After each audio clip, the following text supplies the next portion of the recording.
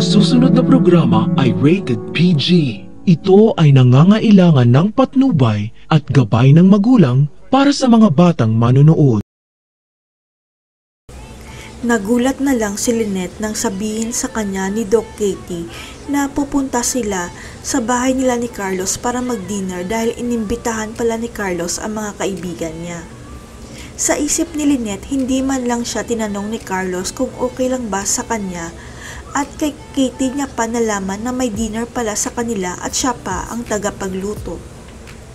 Kung hindi pa tinanong ni Lynette si Carlos tungkol sa dinner, wala pa yatang balak si Carlos na ipaalam sa kanya at magkakandara pa siya sa pagluto kung hindi siya nagtanong.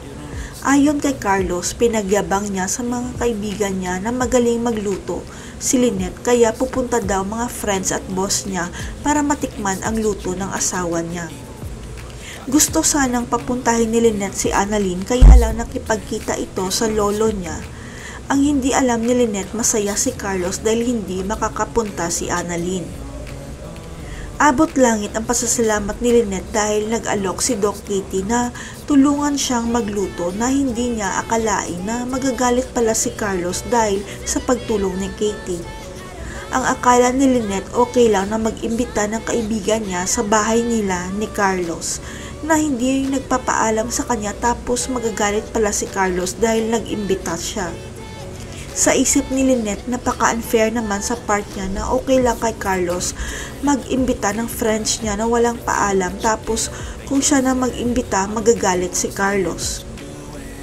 Pero dahil mabait si Lynette at iniintindi si Carlos kahit parang bata ang isip nito at makitid ang utak, nagsorry na lang siya para hindi na sila mag-away mag-asawa. Ang hindi alam ni Carlos, unti-unting napapansin ni Lynette na parang ginagawa siyang katulong ni Carlos sa bahay nila at sunod-sunuran naman si Lynette para wala ng gulo.